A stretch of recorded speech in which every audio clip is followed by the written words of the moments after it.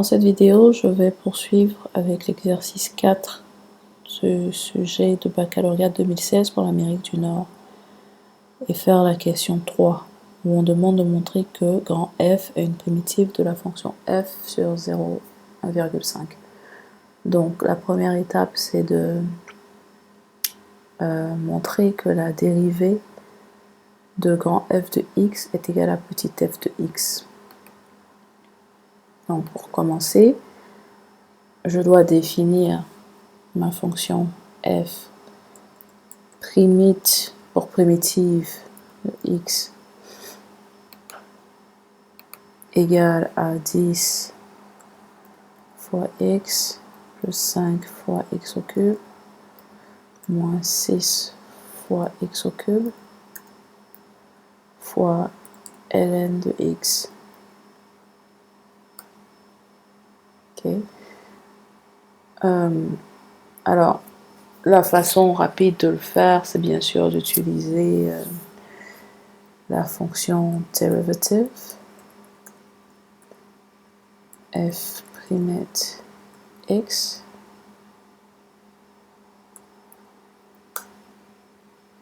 d'accord, mais ça on peut le montrer que c'est égal à f de x parce que si on rentre la fonction f de x donnée dans l'exercice,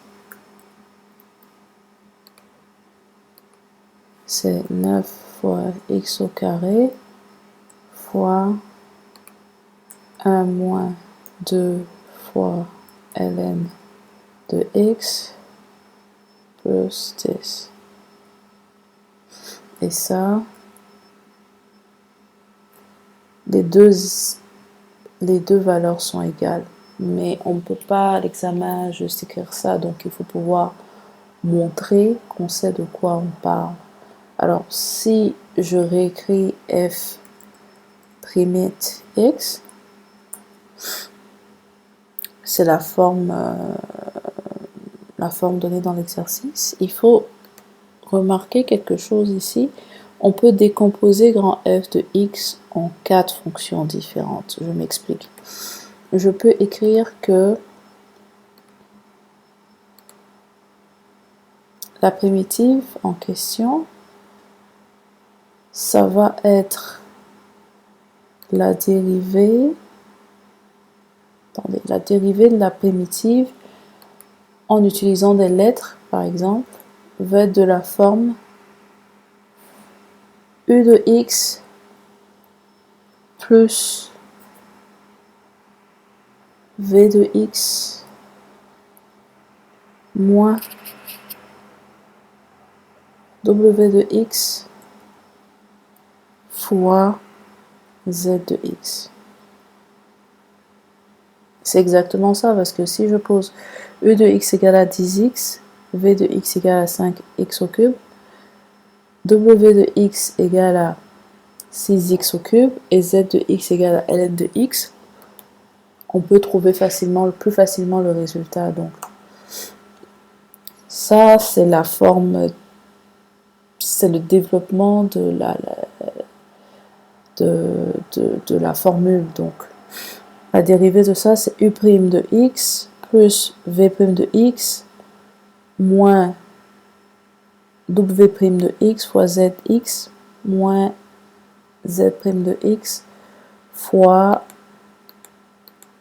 w de x. Mais ça, on le voit tout de suite parce que la dérivée de wz, ça va être w'z plus wz'. Mais parce qu'on a un signe négatif, forcément, on va avoir des signes négatifs dans le développement de l'expression. Donc maintenant, ça facilite ce qu'il faut faire parce que je peux poser tout simplement que 10 fois x défini par la fonction ux. Je définis toutes les fonctions d'un coup.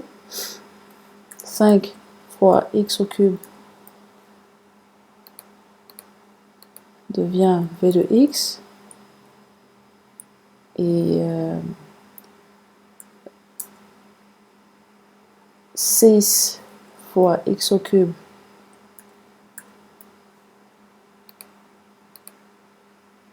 est défini par la fonction w de x et ln de x défini par z de x. Donc, au brouillon, je suggère d'écrire cette fonction-là ici, mais pas en termes de d sur dx, mais tout simplement, vous pouvez remplacer d sur dx x par u'. Et comme ça, on peut suivre la trame de ce qu'on fait. Donc, là, une fois que toutes mes fonctions sont définies, je peux simplement faire derivative de u de x, x, et on peut aussi directement les additionner pour gagner du temps. Derivative v de x, x, d'accord, donc ça c'est la première partie. Ensuite, je peux faire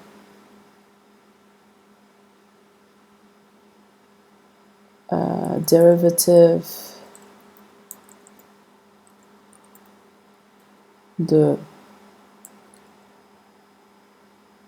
wx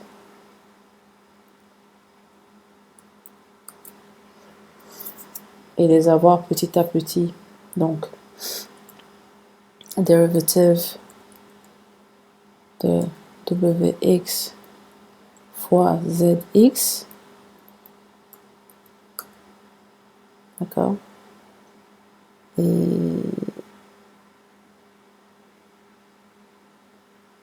et puis on peut jouer avec les différentes expressions. Par exemple, je peux faire fois zx, j'ai la première partie, et derivative zx x pour avoir z'. Et si je fais z' fois w de x, j'ai le résultat. Donc c'est de jouer avec toutes les expressions et au final additionner tout ce qu'on trouve au brouillon pour retrouver le résultat. Et une fois qu'on a fait ça, on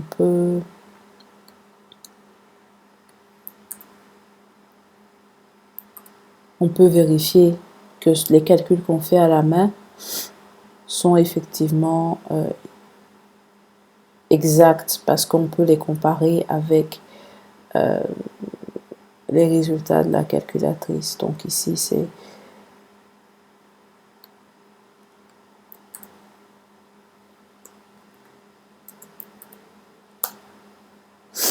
d'accord, et ça donne exactement le même résultat que f de x.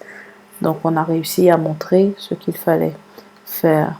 Ensuite, calculer l'intégrale de f de x sur l'intervalle 1 à 1,5. Donc là, on a déjà l'expression de grand f de x que j'ai défini comme f'. D'accord, donc je n'ai qu'à faire f' 1,5 moins f' 1. Alors, ça c'est parce que je suis en mode exact, mais si je refais la même chose en sélectionnant cette fois-ci un résultat approché, je trouve ça comme résultat. Pour revérifier, pour s'assurer que ce qu'on fait est juste, on peut aussi on peut le faire de deux façons, mais je vais le faire avec le menu. Menu analyse intégrale de 1 à 1,5 f de x dx. Et là, on trouve exactement le même résultat. Donc je dirais la grande difficulté dans cet exercice ou ce type d'exercice, c'est de ne pas se tromper quand on définit les fonctions. Parce que si on a mal défini la fonction au tout début, tous les calculs qu'on va faire après vont être faux. Et on aura perdu du temps pour rien. Donc c'est de vraiment bien faire attention à qu'est-ce que je définis comme f de x, qu'est-ce que je définis comme f' de x, qu'est-ce que je définis comme primitive de f, etc., etc. Mais une fois que c'est fait, on peut faire les manipulations qu'il faut et retrouver les résultats. Donc j'espère que la vidéo a été utile et à bientôt.